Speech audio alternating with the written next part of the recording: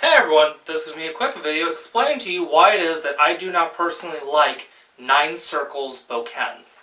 I have owned quite a few of them, and as you can see, I did not have great luck with them. They all broke.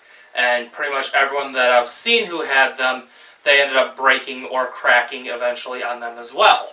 Most of the Bokken sold by 9 Circles are Japanese white oak, also known as Shirokashi. My first complaint is that these Bokken generally come with a polyurethane finish, which it's more or less, it's a cheap finish that a lot of manufacturers do because it's something that will last a long time, which is great, but the problem is it makes for a very slick Bokken. So that's one of my first issues with them. Of course, that's a personal preference, and it's actually pretty easy to fix. The Kisaki shapes are normally pretty good. They're not too pointy. The Kashira end is generally speaking very square, so you end up finding yourself wanting to round that. At least that's something I recommend doing. But the biggest problem, and this is from 2 different Bokken, as you can see, this one,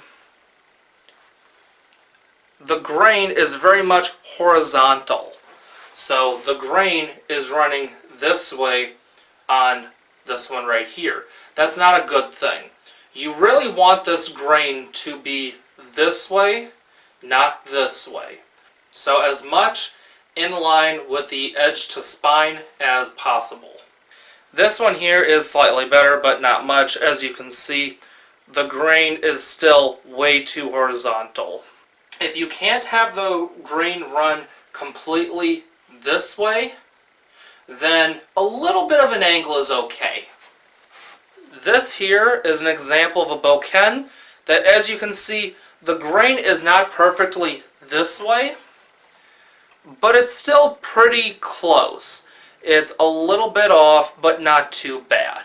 So the reason why that's a big problem is because if the grain is running this way, then as you're hitting that Bokken against things, then you're basically beating that wood one growth ring at a time, which of course is very weak.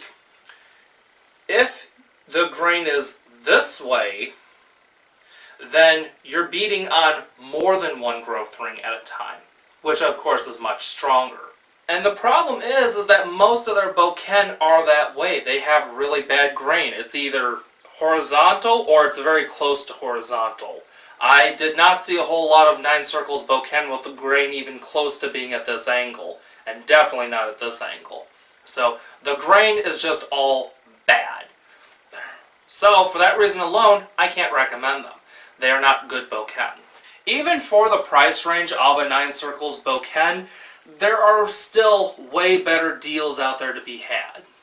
If you are on a tight budget, I will always recommend one of these. This is the Cold Steel O Bokken. You can also get the Bokken, which is a little bit shorter and a little bit thinner and lighter as well. But this here is the Cold Steel O Bokken. I bought this for, I believe it was around $30 back in 2014, and it's still in one piece. So that's pretty much it. For these reasons, I cannot recommend the 9 Circles Bokken. They just are too low quality, even for the price. You can get something much better in that price range.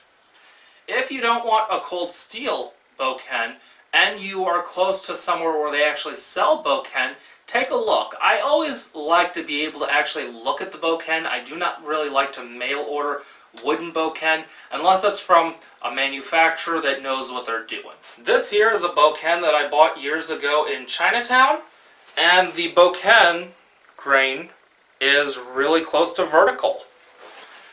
This here was only 10 bucks. Now it had some wrap on the handle to try to simulate a skamaki. It was really bad. It was nylon. It came loose. It annoyed me. I took it off. But other than that, I mean, it's a good Bokken. It's been a good Bokken for me. So that's pretty much it. I hope this was helpful and informative. Be sure to like, share, and subscribe. Follow me on Facebook, Instagram, and Twitter. And I'll see you next video. See ya.